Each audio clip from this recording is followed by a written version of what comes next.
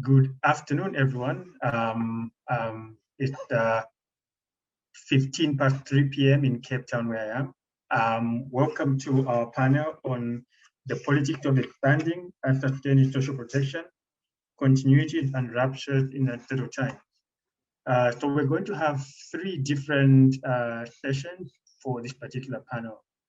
The one that we're having today is generally looking at papers related to COVID-19. And then on Thursday from 3 p.m., which is UK time, until 4:45 p.m., there'll be another session which will be focusing more on the broader politics of social protection. And on Friday at 2:15 UK time, we'll have the final session, which will be looking at social protection programs generally. So this panel is being co-convened by 4 people. So my name is Hangala. I'm a postdoctoral fellow at the University of Cape Town, and I'm one of the 4 co-conveners. Kate Cruz, who is appearing in the middle of the screen there, is a postdoctoral fellow at the University of Manchester, and she's one of the 4 co-conveners, and I'm sure you would have read a lot of emails from her. She's done quite a lot of work, and she's really the main driving force behind this particular panel. The third of our co-conveners is Dr. Isaac Chinyoka, who's currently based in South Africa. And the fourth is Nabila Idris, who's a PhD candidate at the University of Cambridge. So there's not many of us in the room right now. So I think I'll just give an opportunity maybe for everybody, just in a minute, just give an introduction of yourself, just tell us your name, your institutional affiliation, and any other, just your name and your institutional affiliation. And then after that, I will introduce each speaker in the order in which they are going to present their paper and the title of their paper. So perhaps we should just begin with Kate in the order in which I can see on my screen. Just in a minute, give a brief introduction of who you are. Thanks, Angala. So I'm Kate Bruce. I'm an ESRC postdoc fellow at the University of Manchester's Global Development Institute, and working on the politics of social protection in Zambia, as you will hear more shortly. All right, thank you, Kate. Mikhail. Thanks, Hangala. My name is Mikhail Musa. I'm a project leader for the Institute for Justice and Reconciliation, which is an NGO based in Cape Town, South Africa. My academic interest is also in the politics of social protection. And a lot of this research that I'm going to present today is based off my master's research that I conducted at the University of Sussex at the UK. Thanks. All right, thank you. And Victor. Yeah, I'm Victor. My surname is quite long to pronounce, but I'll just try it in case anybody can get it. Oharanduku. I'm from Nigeria. I'm a researcher in one of the national research institutes here in Nigeria. Although I'm done with my PhD, but I'm still awaiting my Viva. My research area is more about the transformational potential of social protection, which also involves the politics of social protection. So my research goes beyond just the politics. Also look at issues of conflict, peace building, resilience, and social cohesion, and including social justice. Thank you. All right, thank you, Victor, and we wish you the best of luck with your PhD Viva. Next up, Edward.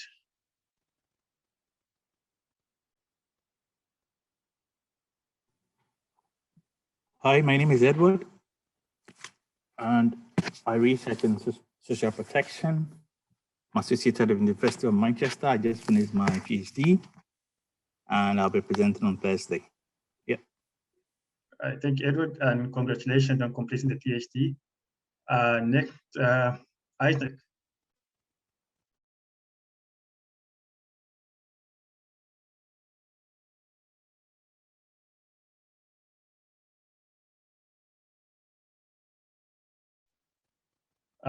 Maybe we can move on to Matthew in the meantime.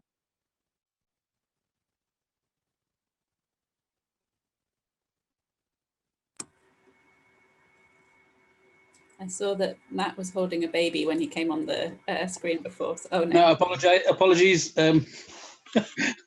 My name's Matt Walsham. Yes, I'm also at GDI, completed my PhD last year, looking at social protection and migration in Uganda. Just really interested to join these sessions. And yes, I'll keep myself on mute. All right, no, thank you, Matt. And again, congratulations on completing your PhD as well. Yeah, and Yoon? Hello, everybody. I'm Yoon. I'm sorry, I don't want to open my video for some private reasons because I'm based currently in Seoul, Korea, so it's quite late time. I'm teaching development studies at Hanguk University of Foreign Studies and social protection. Actually, I've got a PhD from Oxford in social policy 10 years ago, and so social protection has been like one of my interests in research areas, and I'm also teaching about that. And I'd like to hear more about what's going on in the real field nowadays. Thank you. I look forward to the discussions. All right, no, thank you, Yoon, and we look forward to your input during the Q&A. Isaac, are you able to turn on your video now?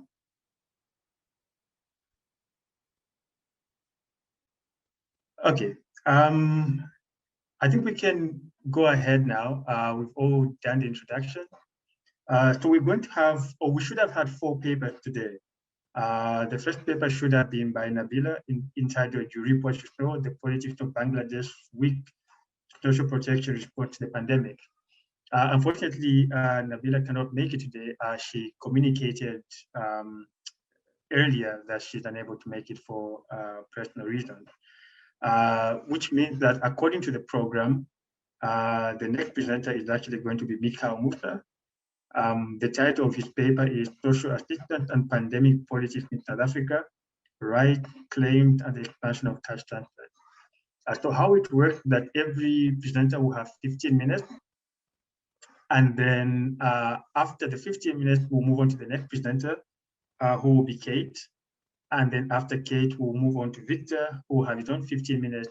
And then at the end of all 3 presentations, we'll then open it up to a Q&A. So for now, hand over to Mikhail, and you have about 15 minutes from now. Great. Thanks very much, Angala. And before I start, I also just want to thank you and the other co-conveners of this panel for hosting this session and for accepting my proposal as well. So I must have 2 forewarnings. 1, I don't have many answers to the questions I pose in this presentation. And 2, I am in Cape Town, so if there are sounds of Hadidas flowing by, please forgive me, but there's not much I can do. So yes, so this is the title of the presentation I'm going to give today, and it's essentially my effort to try to think through some of the changes that have occurred in social protection in South Africa specifically since the onset of the pandemic. And it's animated by several key questions. So the first one is just a contextual question, which is to ask what are the changes that have occurred to the social protection system since the onset of the pandemic? And yeah, to think more clearly about this as well, there's 2 guiding analytical questions I want to ask. The first is, how and why did the state prioritize some social assistance programs over others? So what sort of political considerations were in play? And the second question I want to ask is, how has the expansion of cash transfers affected the politics of social assistance in South Africa more broadly? Right. So just to briefly to outline some of the limitations of this. So obviously this is a single country case study, and we shouldn't try to infer too much from it for other countries. And of course, a lot of it is based on secondary material, So unlike some of the other papers at this conference and perhaps in this panel as well, I haven't had the opportunity to conduct more primary data collection. So whether this be with interviews of either social assistance recipients or government informants as well. So a lot of this is just based off interpretation. So just some brief context for those of you not familiar with social protection in South Africa before the pandemic. The provision of social protection was institutionalized and substantial. So vast subsidies and services, free schooling in a lot of instances, school feeding schemes, insurance funds. There's quite a breadth of social protection programs which are funded out of general taxation. These are not donor-driven programs. But cash transfers are the primary form of social protection, social assistance in South Africa. These typically are referred to in South Africa as social grants. So I might use that interchangeably, but these are cash transfers. So at the end of March 2020, which is when they measure the annual reports, but also, of course, when the pandemic really hit South Africa, there were roughly 18 million social grants or cash transfers paid out each month by the state. So this equates to nearly a third of the population. So there were, of these 18 million grants, maybe 12 to 13 million people were receiving them. So a vast network of cash transfers in South Africa existed prior to the pandemic. These cash transfers are non-contributory, unconditional, targeted, and means tested. But of course, they're very low in value as well. So they're not enough to simply get by. And most of these grants are intended for children. So the child grant in South Africa accounts for about 2/3 of all grant payments. And then there's an old age pension, disability grant, so on and so forth. So social grants have been very effective in South Africa. So numerous studies over many years have showed that social grants have helped reduce the depth of poverty in democratic South Africa. They've helped decrease inequality to some extent, and more qualitative research has showed that these have also provided a sense of dignity to recipients. And considering the gender politics of welfare and also childcare, there is some indication that of empowerment for women recipients. But even before the onset of the pandemic, we knew that the amounts that were being provided were inadequate. So I'm going to just move a bit quickly. So what are the changes that have taken place since March 2020, since the pandemic?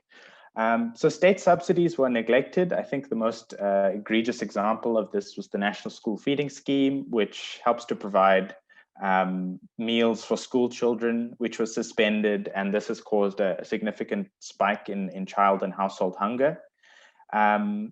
Employment payments were inadequate and often unpredictable. The Unemployment Insurance Fund has struggled to provide temporary insurance payments to lots of workers who lost their jobs. But I think the most substantial one, the one that I'll be sort of focusing on today, is the temporary increases to the value of cash transfers.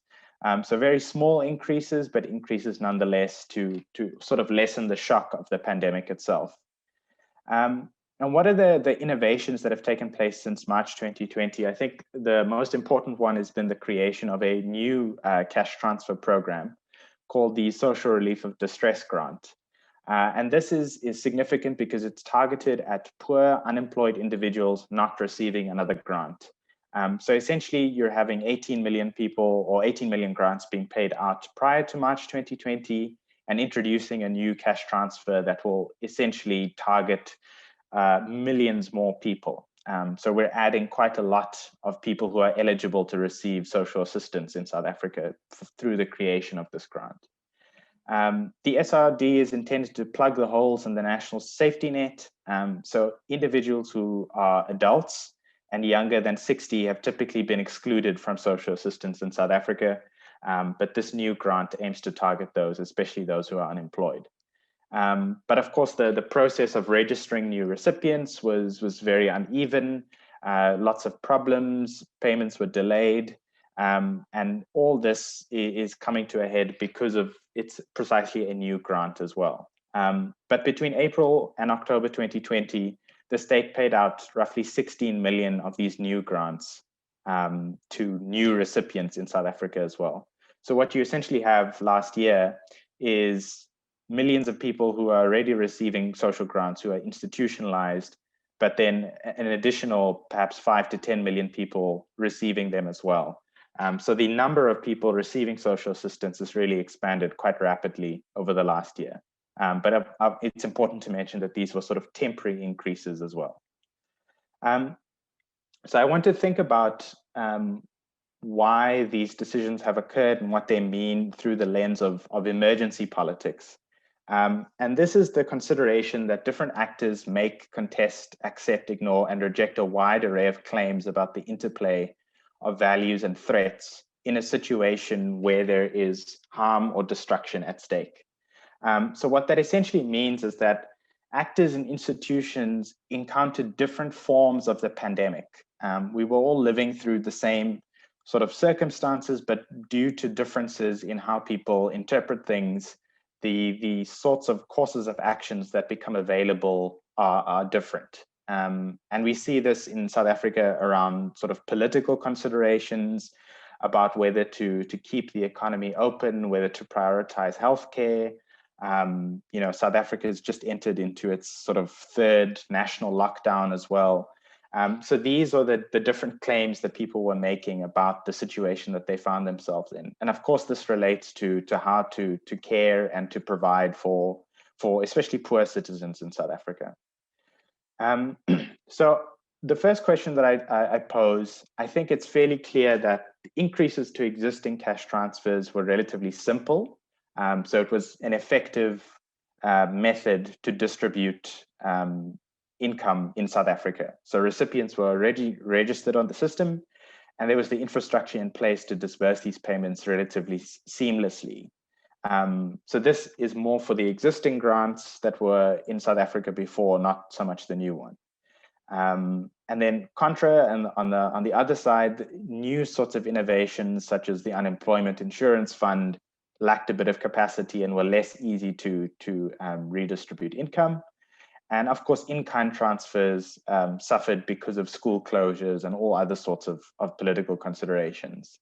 But essentially, I think the reason that cash transfers were sort of prioritized in South Africa was because they are both effective at targeting poor citizens and because they're politically feasible as well. So public opinion data from the Afrobarometer survey suggests most South Africans would support cash relief to poor citizens. And because of the sort of political rhetoric of targeting needy or vulnerable people, such as children or the elderly, is much more palatable in a sense than more widespread, more universal forms of assistance as well. So going on to the second question that I want to pose, I think there are several unique factors that we have to consider about the South African case. I know South Africans tend to exceptionalize themselves, but in this instance, I think they're important. So South Africans have a constitutional right to social assistance if unable to support themselves, and the government is obliged to provide social assistance in this case. So that's a legally protected right to social assistance. There's also a history of social activism to expand cash transfers. So many NGOs, civil society movements, trade unions have been pushing for greater social protection over the last 20 years or so, and in many instances have been quite successful. Of course, there's the vast scale of cash transfers before the pandemic as well. So introducing social assistance is not an uncommon or rare event in South Africa. It is a very important part of the economy and how it functions. But I think the introduction of it, essentially an unemployment grant to reach several million people, is a fairly unique innovation in how social assistance is provided in South Africa. So I think conceptually, it's also useful to think of how these things come about and why they succeed or differ in certain instances. And I think Sam Hickey and colleagues argue that the politics of social protection is embedded in processes of negotiated statehood. So by this, they refer to a sort of bargaining process between rulers and ruled, where concerns of electoral success, legitimacy, and popular pressures have a significant influence over budgetary allocations as well.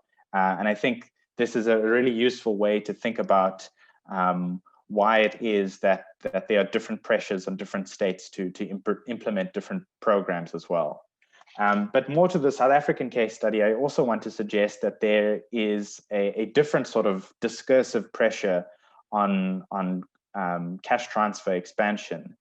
And Bakiesi argues that the South African state in particular has a sort of antipathy towards redistribution and cash transfers, which is a bit of a controversial argument, I suppose. But he argues that there is a greater sense that waged work is valorized, in a sense that depending on cash transfers is something that should not be encouraged, and we shouldn't expand it because it'll become too easy to earn a living of these sorts of things. So very sort of conservative anti-welfare sentiments are actually very common in the governing party itself.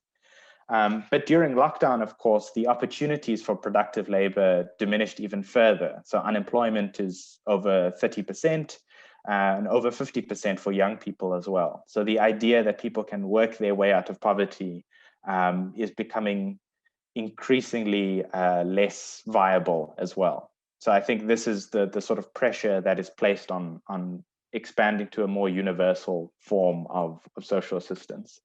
And James Ferguson, of course, the anthropologist, argues in Give a Man a Fish, the idea that we shouldn't see cash transfers or social assistance as handouts or payments, but rather as a sort of collective political claim that citizens can make on their state. But I do think that he's being more provocative in a sense of what social assistance can mean and what it might mean, rather than what it currently does. But I think the renewed sort of arguments for basic income, which I'll touch on soon, ring quite true with his idea of an entitlement to social assistance.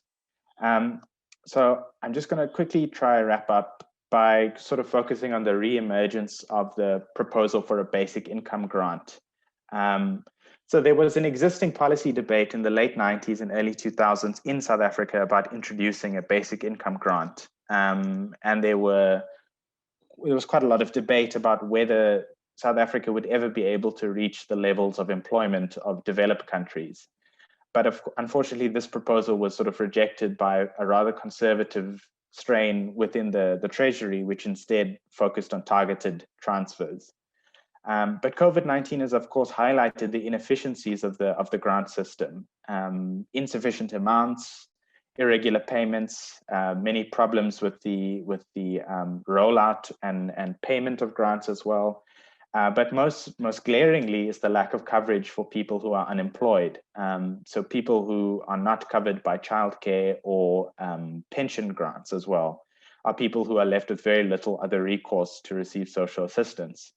And of course, more recently, there's been greater civil society pressure for permanent social assistance innovations. So extending the social relief of distress grant, every few months or so, but also for the introduction of a more institutionalized social assistance for people who are not covered by the grant system as well.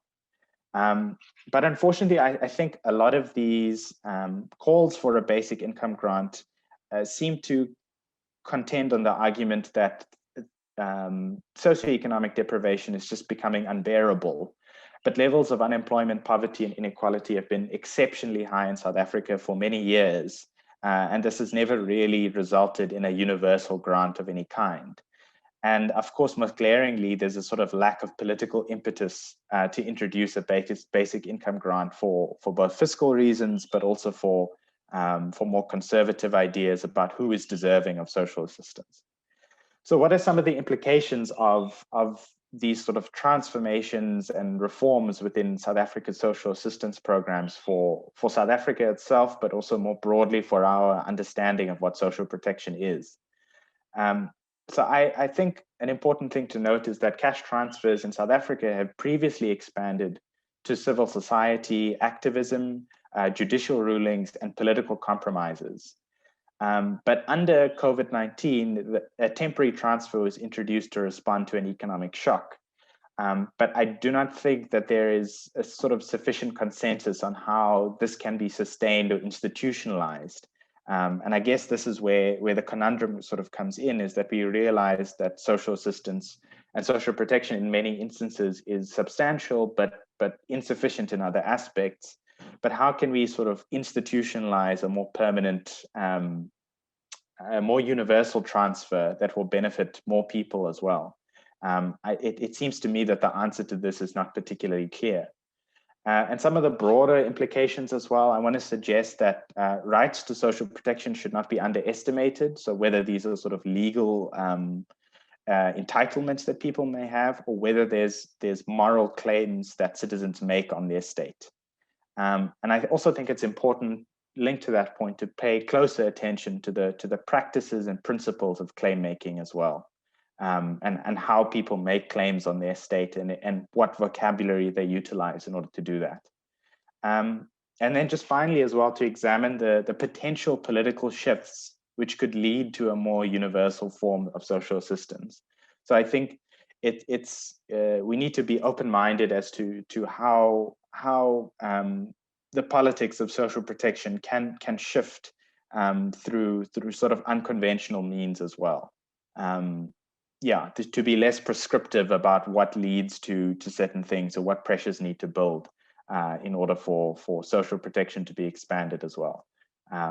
Thank you very much. I hope I've not been too much over time. And like I said, more questions than answers, but I hope you found this useful as well. Thank you very much. Thank you very much, Mikhail. I learned quite a lot from your presentation, and you actually did very great with time. So yeah, I'm sure the next presenters are taking note. But without taking much time, we will move directly to Kate. The title of Kate's presentation is Protecting the Poorest or Political Survival, Zambia's Social Protection Response to COVID-19. Thank you very much. So yes, I'm going to be talking about Zambia's social protection response to COVID-19.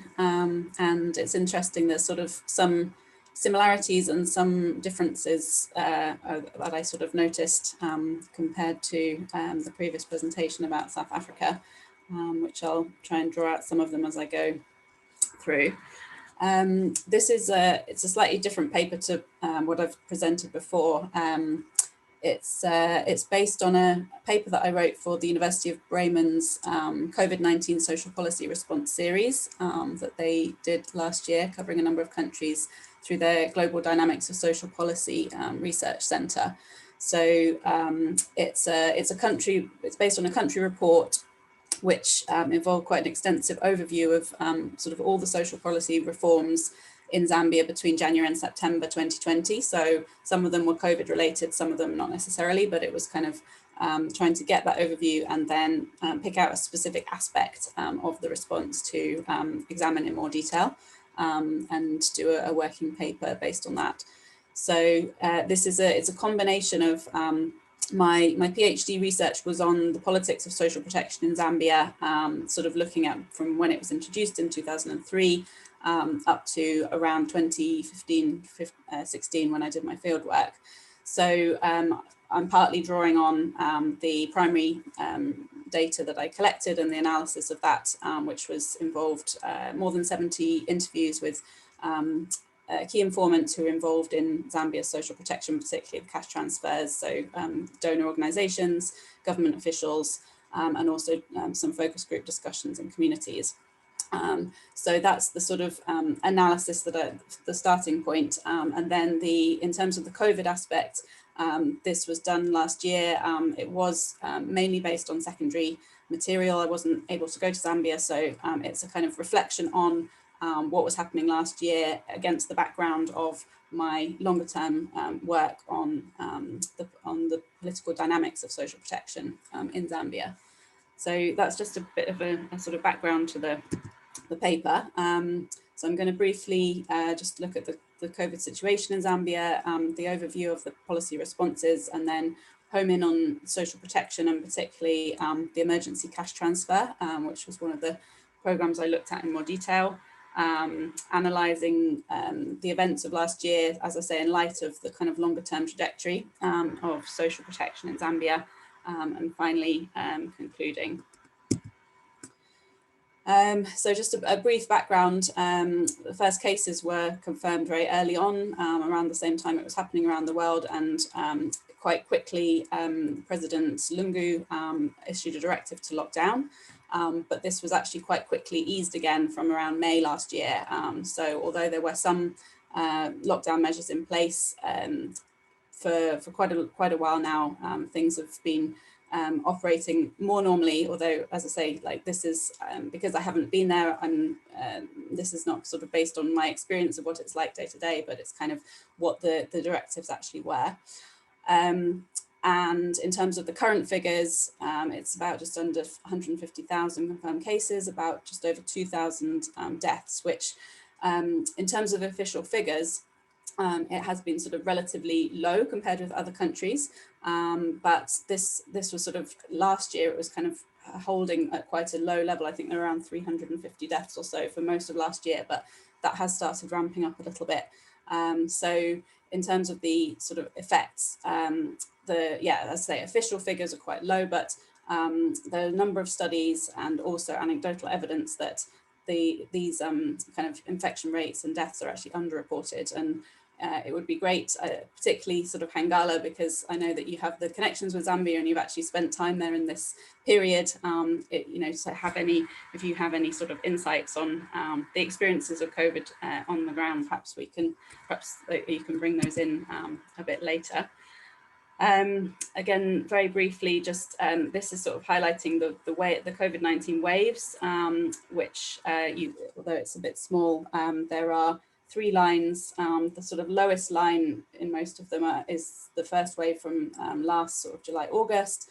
The middle wave is sort of January this year, and then the spiking wave is actually happening at the moment. So although the testing has been quite different, so you can't necessarily compare these directly, but we can see that actually things are quite serious at the moment. So COVID is still very much a sort of present issue and threat in Zambia.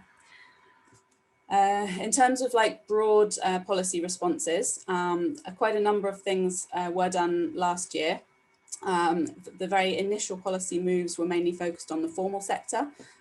So they included exemptions to the employment code, which enabled employers to put their employees on paid annual leave, which was aimed to sort of protect employees who were maybe unable to go into work when things were closed down, but also had potential to actually remove protections, possibly if depending on how these how the code was sort of used in practice. So there were some questions around how effective these were going to be at actually protecting workers.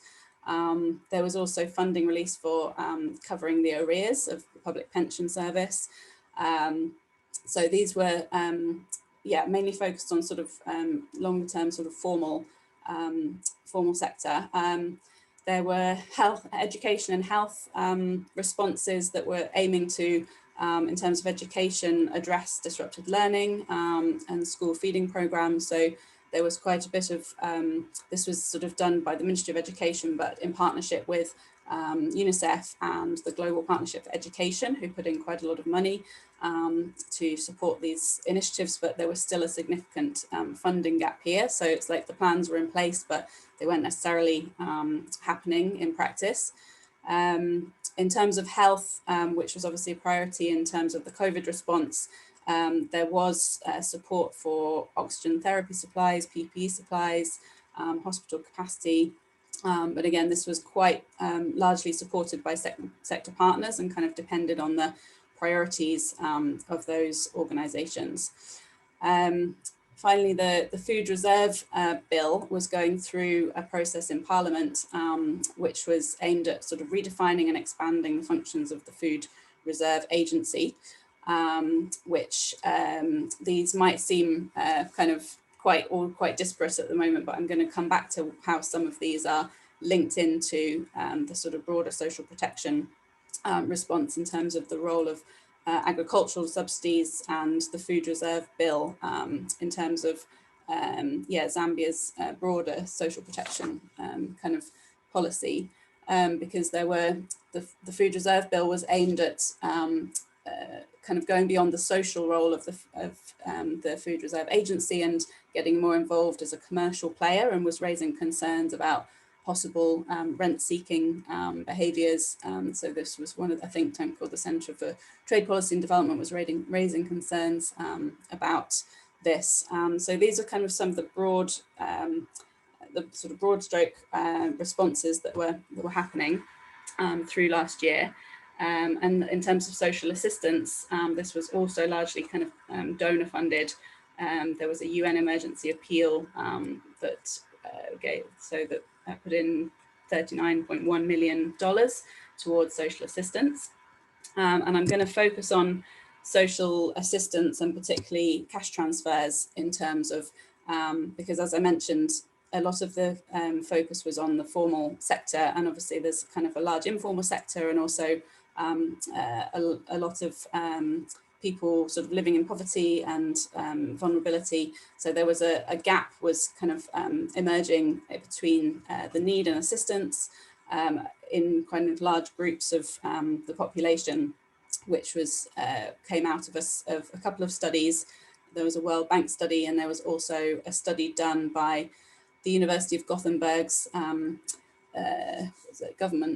governance, learning and development. Oh no, hang on, sorry, governance and local development department, along with SIPAR, which is the Southern African Institute of Policy and Research based in Lusaka.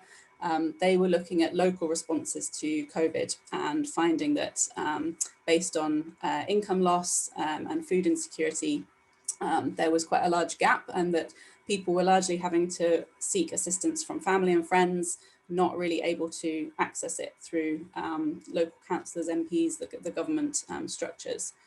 So it sort of suggests that there were large groups of the population who were not, there wasn't a sort of response to that need. And this was where the emergency cash transfer came in. So there is already a precedent for cash transfers and these kind of emergency responses in Zambia, which is what I looked at in my PhD, was looking at the introduction of cash transfers, initially being a sort of donor-driven project that had pilot programs, largely donor funded, but that was more and more taken on by the government and increasingly funded by the government. But with additional emergency cash transfers brought in by particular organisations, UNICEF, Concern and Save the Children, because there's been sort of recent droughts in Zambia. So it sort of sets the scene as in this is something that has happened before. There's kind of a precedent for it, but it was still quite largely pushed by donor partners, so quite a number of them got involved, the ILO, the WPF, the UNICEF, the World Bank, working with the Ministry of Community Development and Social Welfare, who have the structures in place already delivering the regular cash transfer programme to introduce this emergency programme. But even though it was announced in July, but from what I could understand from researching the programme from a distance, it took time to be put in place, and there seemed to be quite a lot of fragmentation in terms of which organisations were involved with delivering which parts of it, and kind of delays in the payments going out.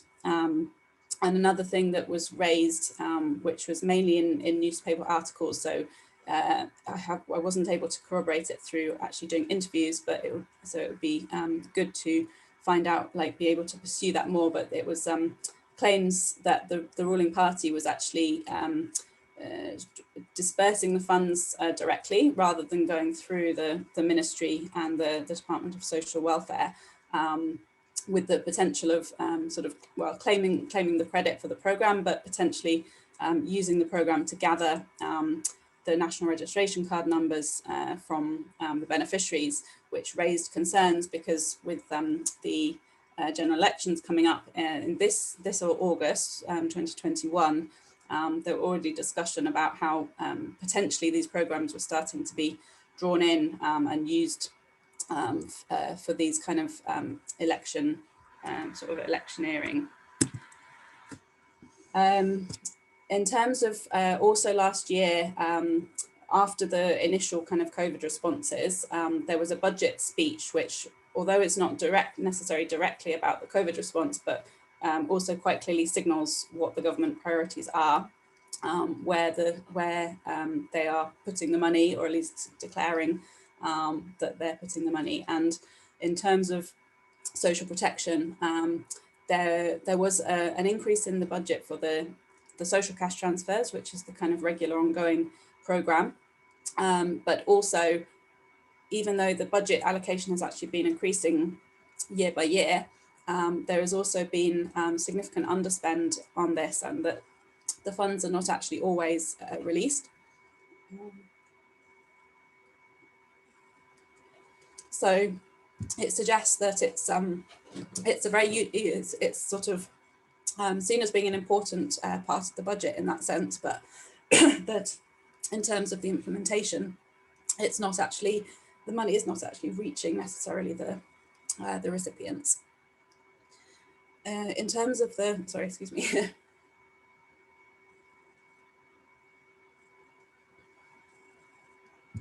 Another area, because I already mentioned the agricultural subsidies, which have always been an important part of the budget in Zambia.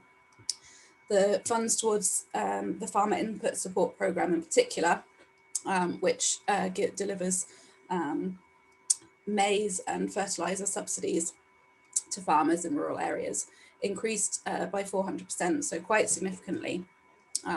But there didn't seem to be any corresponding increase in the beneficiary numbers. So this raised some questions about what this additional money was going to be used for. And another area that got a lot of attention was a youth empowerment fund, which has long been a sort of high profile way of delivering funds directly to particular groups, but has had quite a poor track record of actually sort of success. So this is a picture, this was in the newspaper, the Lusaka Times, a very clear sort of announcement about this youth empowerment fund and handing over a check. So quite a sort of clear way of dispersing money directly to particular target groups.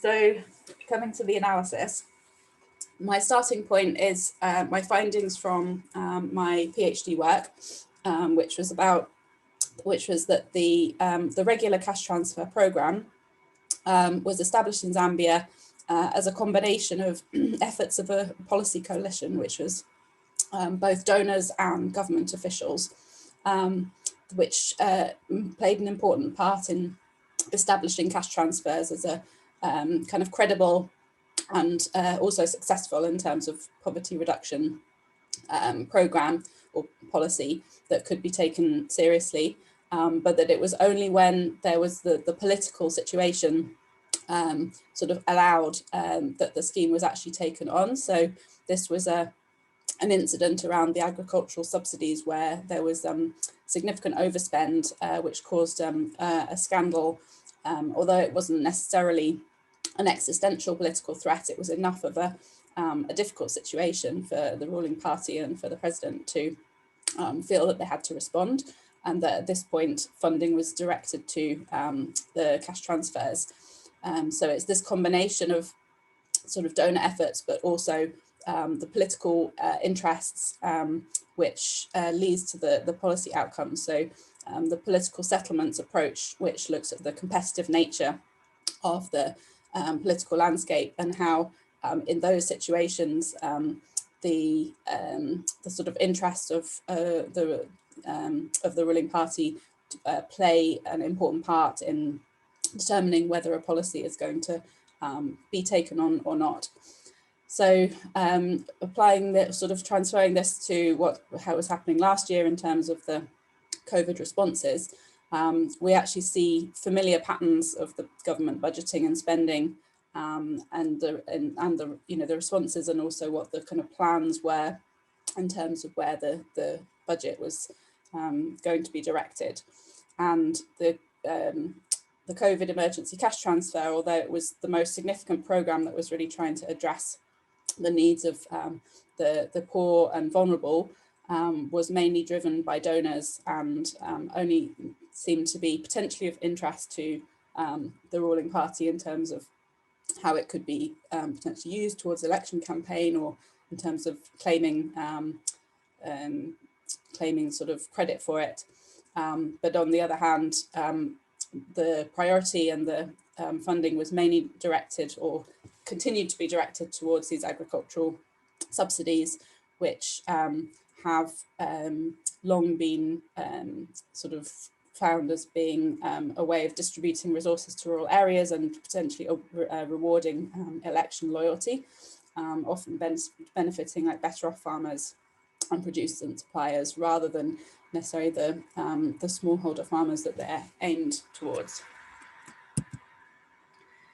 So in slightly sort of different, I guess differently, I would say, from Mikhail, where there was a change in the response. In many ways, the events in Zambia seem to reflect continuity of the existing social protection trajectory, and that we see the same kind of prioritization of powerful constituencies and the use, perhaps the use of the cash transfers as an election tool, as the suggesting that the government support of these programs is shaped by elite interests, and particularly political survival around elections or around other potential moments of threat. But on the other hand, the emergency cash transfer is we see it's a short-term and largely donor-funded. So this has worrying implications for the prioritization of Zambians who are experiencing these income vulnerabilities and food insecurity as a result of COVID. So, and then the top one is the paper that this presentation is based on, and the others are publications based on my PhD research. Thank you very much. Thank you very much, Kate. That was a great presentation. And I think it's great that we've had two different countries so far. We've looked at South Africa, we've looked at Zambia, and now we are moving on to look at Nigeria. So Victor will be presenting a paper titled Nigeria, Politics, Social Protection, and the Emerging Influences of COVID-19. While there is this thinking that politics alone has an impact on social protection itself also has an impact on politics. And we've seen that play out in Nigeria in the last few years. And coupled with that, we now had the COVID-19 crisis, which now tend to affect both politics and social protection, magnifying certain impact. The first thing I would want us to note here is that social protection in the last decade in Nigeria has witnessed significant improvement, because before now, social protection hardly featured in the development policy of Nigeria, except in 2015, when the government took it up as more of an official policy to implement social protection programs in the country. What we've had over the years is the fact that social protection expansion and coverage had been very poor, despite the fact that Nigeria had earned so much money from its oil and gas resources. And that's one of the issues there in terms of the politics of social protection. People believe that the government has earned so much. Why does it find it difficult to provide social protection for the citizens? Now, when you look at social protection in Nigeria, it's quite old, contrary to what people think. There's this tendency to think that it's just within the last 10, 20 years, but no. Social protection dates back to around 1945, when we had what we call the Kola crisis, that is cost of living allowance crisis in Nigeria. That was immediately after the Second World War. And as a result of that crisis, the colonial government at that point in time implemented social insurance programs for workers, mainly in the urban sector, who were affected as a result of the war. But from then till the 1980s, nothing much about social protection in the country. Everything was just silent. Until the structural adjustment program. The structural adjustment program had detrimental impacts on people, and it led to a situation where crisis was brewing. And the military government at that time had to do something about the crisis. And what did it do? It implemented social protection programs, subsidies, price regulation, and some other programs just to cushion the effect of social structural adjustment program. And from then to the 2000s, everything again remained silent about social protection until it became an issue again when the government, the elected government, the government that was elected in 1999, decided to embark on some political and economic reforms. And these reforms were going to severely impact people. And so the government thought that to cushion this effect, it should implement social protection programs. And that was for the first time when the National Social Protection Strategy was developed in 2004. The strategy was basically to give a roadmap, provide a vision of what social protection would be in Nigeria, and it was based on a life cycle approach. However, between 2004 and 2014, not much was being done in that sector. Just ad hoc programs were being rolled out based on perceived vulnerabilities, based on perceptions about poverty, social exclusion. There was no systemic organized approach to it. And so if you look at these trends that I have highlighted, three things are very evident. Physical space does not mean that there will be improvement in social protection, because at each of these points that I have raised, the state had the financial muscle or the financial resources to provide social protection, but it did not. And what comes out of that is the question of what is responsible. If a country has the money to provide social protection, but does not do it, what is responsible? And that's where you begin to see that politics has had and is having a great influence on social protection in Nigeria. And so basically what I did in this paper was to look at what these impacts were. That's on the one hand. And on the other hand, if you look at the trends I have also highlighted, you will find that at each point in time, the government had used social protection programs more to stabilize the polity when it is perceived that there was going to be crisis, unrest, or protest. So it's more like a tool to maintain stability.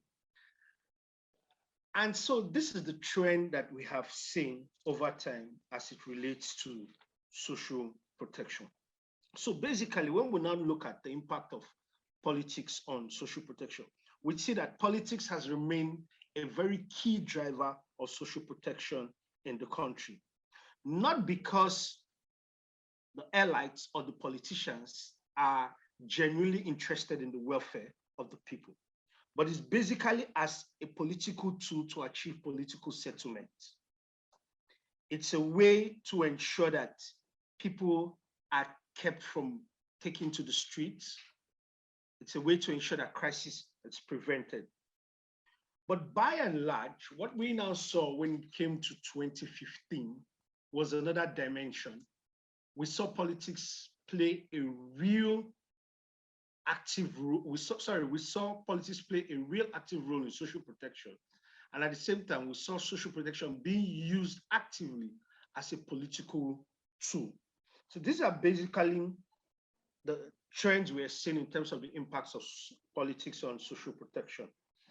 In terms of the impacts of social protection on politics, what we're seeing is the fact, like I've already mentioned, is the fact that it's being used as a tool to increase votes in certain areas where a political party thinks that it's not likely to have a good number of votes. It's also being used to settle politicians, their support bases These are some of the things we've seen. An example of this was in 2018, when we had a social protection program called Trader Money. The vice president of the country went around the whole country distributing certain amounts of money to market women, market youths, as a form of soft loan to be repaid over a period of time. But till today, nobody has paid back that money. And the timing of that program was also suspect because it came as the country was preparing for elections. And after elections, after 2019, nothing was heard about that program again. We also saw the fact that even though social protection has expanded, which basically it's not completely politically driven, but driven more by the pandemic, we've still seen that coverage and benefits are not still large enough. And that has prompted me to begin to think that if coverage and expansion and benefit has not been large enough, but the same political party still won the election, then we must begin to think about whether social protection really has the kind of influence it has on political behavior.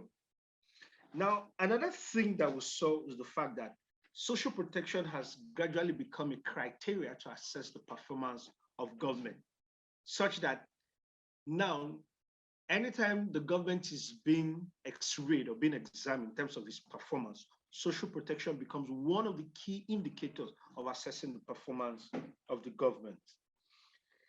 It's also become, social protection has also become a tool for also assessing the commitment of the government to its policies and to the welfare of citizens, because people have become more aware of what social protection can do.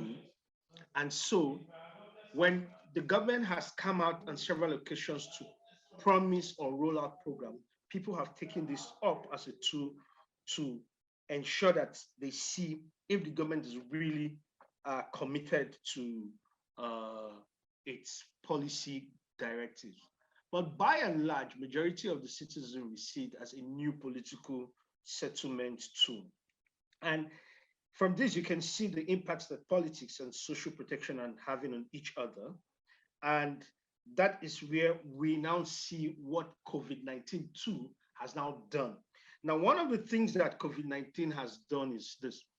Though, like I said earlier, the physical space does not mean that there would be expansion and improvement in social protection. But during the pandemic, we have seen a further shrinking of the physical space.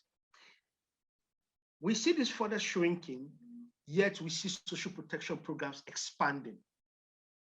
So that becomes a very controversial thing. Before now, we had the physical space, but social protection did not expand. Now we have a shrinking physical space, but social protection is expanding. That's just to tell us how important politics is in terms of social protection. Another thing we've seen in terms of the impact of COVID-19 is the fact that it has caused a large uptake in the use of technology in the delivery of social protection programs. For example, not too long ago, the government rolled out a program called Rapid Response Register. The Rapid Response Register was to create a register of the poor and vulnerable in urban sectors who are neglected in the National Social Registry. So we've seen a lot of use of technology in terms of payment, MIS, M&E, and all that. And that is as a result of the fact that people can't move around and these things have to be monitored. And so we've seen COVID-19 lead to the employment of technology. We've also seen the fact that COVID-19 has created a sort of intergenerational crisis in the country. Some of you could have heard about NSAS that happened last year.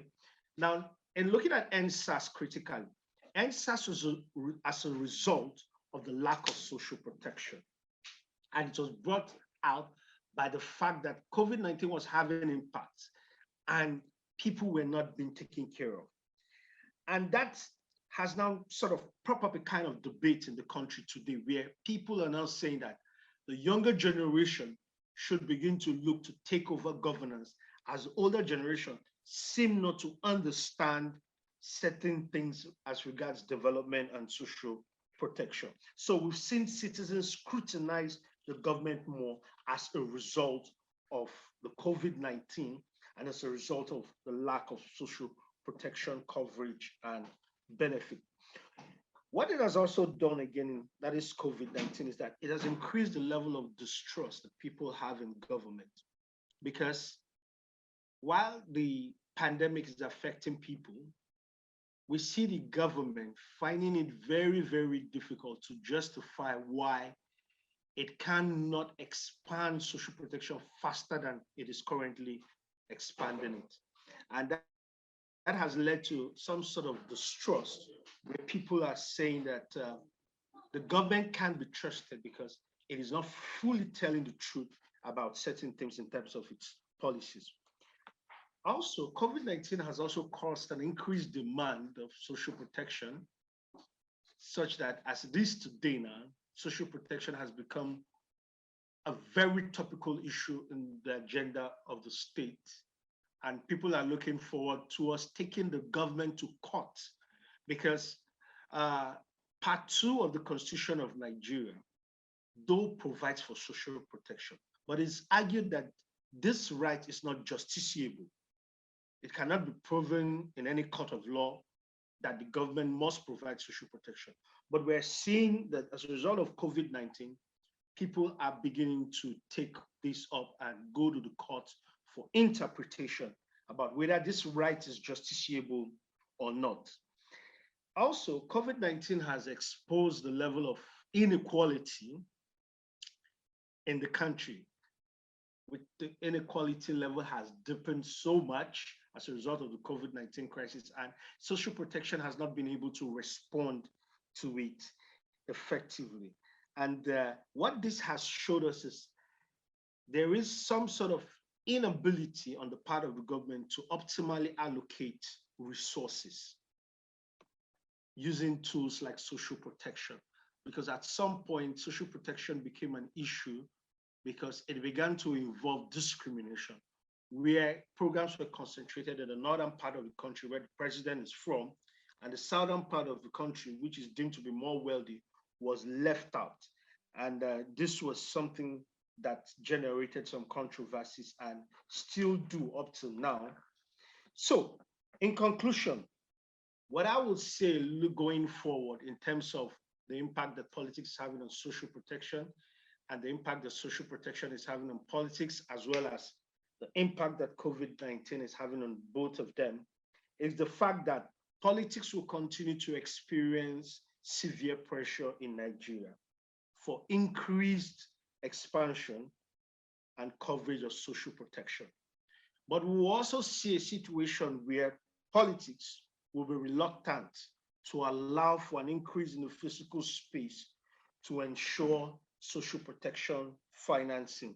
So there we're going to have a contestation within a few years' time, depending on how long the COVID-19 lasts. We also see that we're going to see a situation in Nigeria where social protection will increasingly be used as a political tool to manipulate votes and to settle voters. The election is less than 2 years from now, so we're kind of looking at what will be the role of social protection in terms of the election. And we're going to see an intensification of the intergenerational conflict as a result of the lack of social protection expansion and as a result of the impacts of COVID-19. So these are the emerging issues that are coming out of these impacts, and I look forward to still researching them, and hopefully we'll find more concrete evidence as the future unfolds. Thank you very much. Thank you very much for that, Victor, and thank you for keeping to time. I'm really sorry. low bandwidth is what I'm seeing. So I can't even access my screen. It's quite blank, but I can hear everything. Okay, all right. No, we're glad you could join nonetheless. So we are done with all three presentations. I know there are a few people that came in late. We should have had 4 papers today, but we only had 3. So Nabila, who should have been talking about Bangladesh, could not make it. But we had a paper from Mikhail talking about South Africa, Kate, Zambia, and Victor on Nigeria. I believe that the session is being recorded and be made available, particularly through the WOVA application. Kate, I don't know if you have any more details that you could share in that regard before we go to the Q&A. I don't have any more detail, but I assume it would be through maybe through the agenda or through the Hoover site. I can try and check. Okay, yeah, we'll definitely provide more information before the end of the session. But we now move over to the Q&A, and we're going to open it up for, I think we'll take a round. Each round will have 3 questions, and they can be directed at any of our 3 presenters. You would either raise your hand, or you could drop a question in the chat. Perhaps while we wait for people to raise hands or to put up a question in the chat, Yoon Yang had a question before she left, which I think can be addressed by all 3 of you. Her question was, she wanted to find out about financial sustainability, which has always been an issue for social protection in aid-dependent country context. I'm not sure if that would be an issue to reflect on for Mikhail, given that South Africa, I imagine, is not aid-dependent. But yeah, maybe you might want to comment on that. I think I would let you comment in the order in which you presented. The question is not very clearly framed, but I hope you can respond to it one way or the other. Yeah, Mikhail? Yeah, thanks for that. Yeah, I think sort of fiscal sustainability is an important concern in all of these, all of the programs that were explored today in this panel. And I think it is a sort of, it's always a major component of the debate on shifting towards universal coverage, but also on expanding even targeted transfers as well. So I think there is in South Africa, there's certainly a big concern about the fiscal sustainability of sort of temporary cash transfers that were implemented over the last year.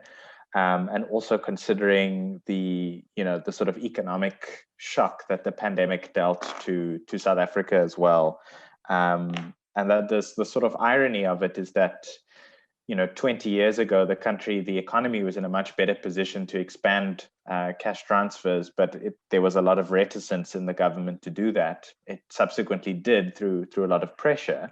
But now there's many more people who are receiving social assistance, but the sort of financial circumstances are much tighter in terms of extending that as well.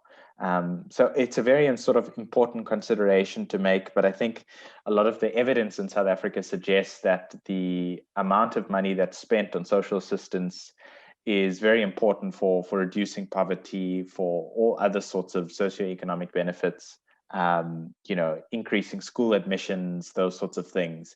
So in as much as it's a massive cost in the fiscus, it also produces significant positive outcomes. So it's important not to look just at the gross expense, but at the sort of net expenditure of the state supporting its citizens as well. But yeah, I would also be interested to hear what the other panelists have to say about their country case studies as well. Yeah, thank you, Mikhail. Kate? Thanks. Yeah, this has been a key issue sort of since, in Zambia, a key point, which Hangala's also looked at in detail, was when in 2013, 2014, the government did put more money into the cash transfers. Up to that point, it had been very much donor funded. The DFID, I think it was, got an agreement from the government that they would sort of gradually increase their contribution between 2010 and up to 2020. So they were pushing for and hoping for a gradual taking over of the program by the government. And actually what happened in 2013 was it happened much quicker than even the donors that were involved expected. And it switched, I think it was to 70% government funded and about 30% donor funded quite quickly.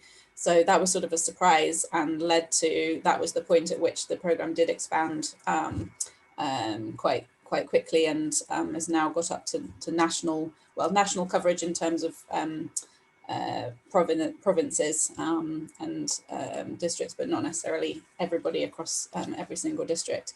But that was something that the policy coalition, so this was the group of donors and government officials who were sort of pushing together on the cash transfer agenda. They were very keen to get this budget ring fenced and sort of protected, because I think they knew how kind of fragile it was, and that although that commitment had been made, and even though there was a medium-term expenditure framework, and even like future budgets did commit more and more funds to it, but that there was still a risk that would be rolled back. And indeed, what we've seen from it's the analysis that the think tank, the Zambia Institute for Policy and Research, has done about the social expenditure, is that although this money is committed in the budget, it doesn't necessarily get released by the Ministry of Finance, and doesn't necessarily get released and reach the beneficiaries. So you sort of have that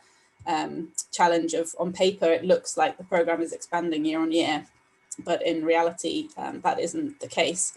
So I think this, definitely the question of the financial sustainability is extremely important, and it sort of comes to the government commitment, I guess, to channel those funds in that direction. And something I was trying to sort of draw out of my presentation was, well, it depends on what the government interests are. Do they see a kind of benefit to themselves through funding that program? And that can be taking credit for it. It can be saying, look, what we're doing for poor people, which might be instrumental, but still could have the same effect. But I think it is a kind of a danger that cash transfers, if they're not fully established, which I think they're not as much in Zambia as perhaps they're in South Africa in terms of the expectation. And I think my understanding is that beneficiaries, they don't really expect to get their money. Like, they're grateful if they get it, but they are so used to not getting it that it hasn't really kind of established itself strongly enough to kind of necessarily maintain that commitment. But I suppose what's interesting is also about the framing of it. Like, if it's framed as an investment rather than an expenditure, then maybe that can sort of help shift the view of, well, we're saving costs in other places, or, you know, that this, obviously poverty reduction is so important that we need to invest in it. But I think at this stage, that discourse, that kind of framing of spending money that way isn't necessarily there. So maybe that's something to kind of push for, is like a change of view of the money that goes into something like a cash transfer program. Thank you very much for that, Kate. And I think there's a lot that you mentioned in your answer, but we'll probably get back to that. But for now, I think we'll allow Victor to come in. And Victor, I just want to add one dimension to the question about financial sustainability in Nigeria. You never really talked much about whether funding for social protection in Nigeria is primarily by the national government or donor funded. And I wonder if you could talk about that. At one point, you talked about in 2018, the vice president was going around giving money to people during an election campaign in the form of a loan. But I didn't quite get whether those are regular social protection programs or they were just handouts at election time. So perhaps you could share a bit more in terms of what programs are you actually referring to in Nigeria? and how are they funded? Okay. Okay, I have two things to address here. So first of all, let me just briefly speak on in terms of sustainability. Social protection sustainability has always been an issue in much of sub-Saharan Africa and Africa in general. And I think I'll just refer to one study conducted by UNICEF in 2009, which was aimed at determining if countries in Africa could afford some level of social protection for their citizens. And the study came out quite positive, and it was followed by another ILO study.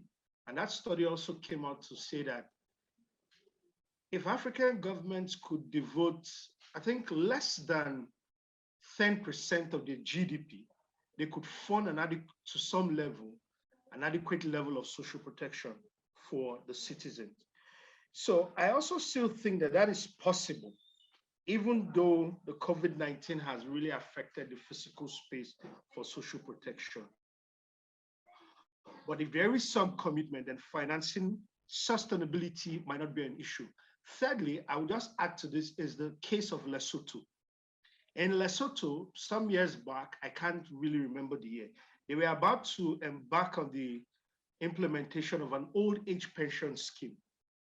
But due to the poor financial state of Lesotho, the World Bank warned and advised that they shouldn't roll out that program because it was universal in coverage and would affect them. But Lesotho went ahead and implemented that program, and nothing happened till today. So this brings us to just one fact, that social protection programs are sustainable if the political will and commitment is there.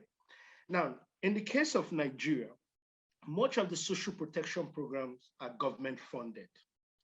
Although there's some little donor funding that has to do with specific programs around girl-child education, childcare, pregnant women, there are some little donor funding.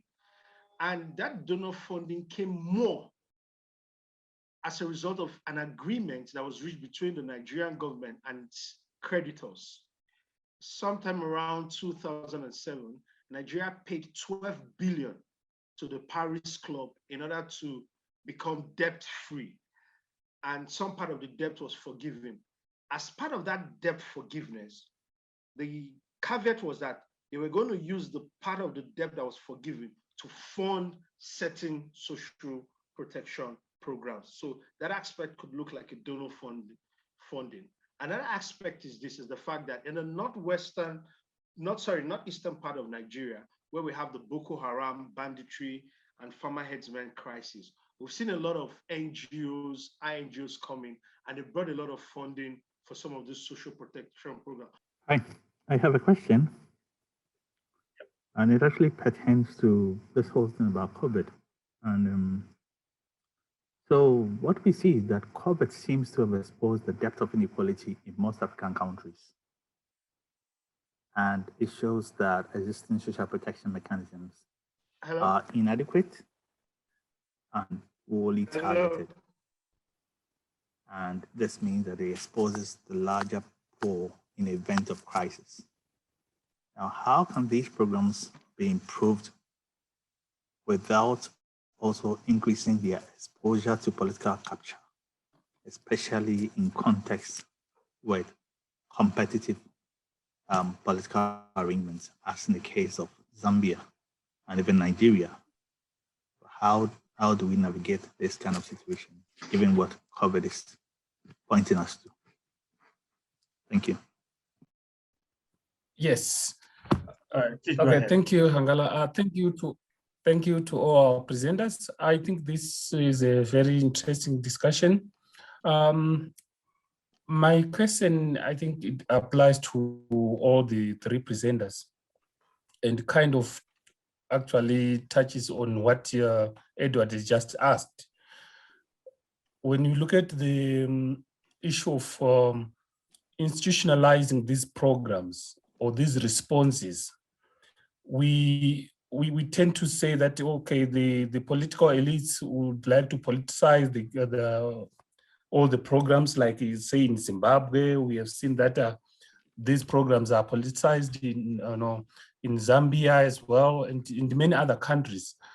But what we have seen, what I want us to, maybe the lessons that we can think of or which we can take from South Africa is that they have managed to make it a constitutional right. In other words, they have a law that legitimizes the claim on the state. So maybe my question would be, to what extent can that be a lesson for most of the countries in Africa or in the global south? Because we have seen that working in South Africa, but to what extent can that work in other contexts in the global south? Thank you. Thank you, Isaac. Do we have any other question? Maybe we could take 3 at one go if we can. But if not, I can hand it over to maybe in the order in which you presented, maybe Mikhail, if you want to respond to any of the 2 questions, then Kate, and then Victor. Great, thank you for that. Yeah, I guess the first question was sort of looking at how to sort of expand social protection without political interference. So I think from the sort of South African case, it's perhaps a little different to other countries in the sense that the political system is a dominant party system where you have one party which tends to dominate national elections, provincial elections, less so at a local level, but certainly at a national level. And there's also no sort of direct opposition that would appear to reasonably hope to win power as well. So perhaps less electoral competition as well produces sort of less incentives to politicize social protection. So in that sense, I think South Africa is maybe a bit different to some of the other countries that I mentioned on this panel.